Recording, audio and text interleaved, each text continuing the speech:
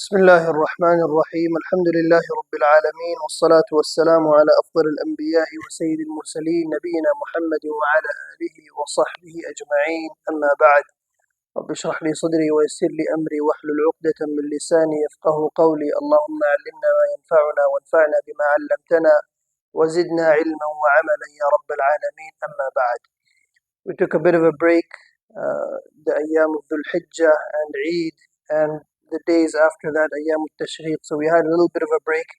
But inshallah from today we'll continue the regular halaqah that we have been taking the kitab min Adab al-Islam by Shaykh Abdul Fattah Abu Ghudda rahmatullahi alayh. And we have been going over some of the adab and etiquettes and manners and mannerisms that are important for every single believer to adorn themselves with. And we had been going over the manners and the adab of visitation. Today, very short, inshallah, the Shaykh continues from where we left off. وَيَنْبَغِي أَن تَتَخَيَّرَ الْوَقْتَ الْمُنَاسِبِ لِلزِّيَارَةِ. That it is important that a person, when you go and visit someone, that you choose an appropriate time. And this can be applied to many different scenarios. Visitation can happen on different bases. A person can be visiting someone because that is their close person, their friend. It could be because of someone who is ill and you are doing the iyada of the marid. Someone may have passed away in their family and you are going for the aza and for the condolences.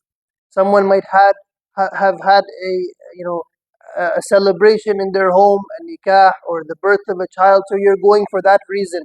Whatever the reasoning may be, a person should choose a time that is appropriate. And sometimes people are negligent with regards to this. And so this is what we are trying to pinpoint over here, that depending on the circumstance, a person should go at a time that is appropriate.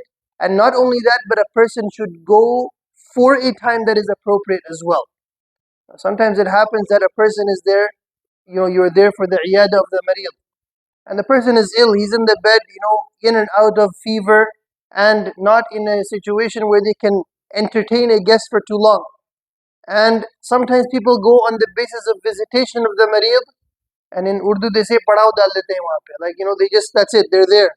And now we have to bring food and we have to bring everything, and the person who is, you are supposed to be making ease for them, you're making it more difficult for them, right? So it's important that a person goes for a time that is munasib as well.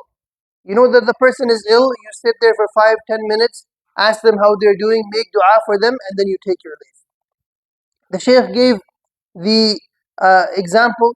Imam al-Nawawi rahmatullahi alayhi says in his kitab al-Adhkar, that it is mustahab and it is recommended, and it is it is something that is recommended in our deen, that we go and visit people, especially when it comes to the pious people, the ulama, the scholars, that if a person is visiting a certain locality, then you go and make time to visit these people. But at the same time, a person should not become a burden. Sometimes a person, I came to visit you at a time where it's time for everyone to go to sleep, late at night, right? Or very early in the morning.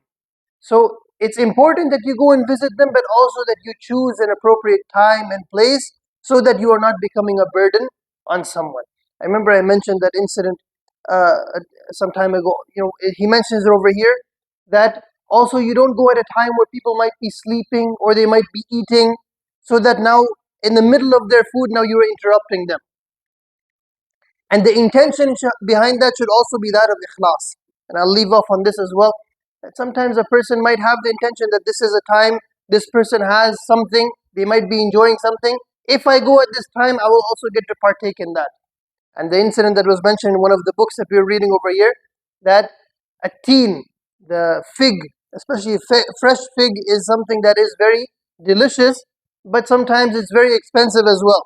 So it comes in the kitab that a person knew that his certain friend of his has bought some figs, and that friend was about to sit down and he was about to start eating the figs when the other friend came to knock at the door. So when he knocked at the door, this friend took the figs and he hid them under his robe, and he sat down as if there's nothing there. And he says, "Tafaddal, come on in." So he came and sat down. And when he came and sat down, he says, I knew there was something here, but now it's not there anymore. So now he devised the plan. how do I come up with this? So he says, we should recite some Quran for each other. I will begin. And he said, الزيتون وطور سينين.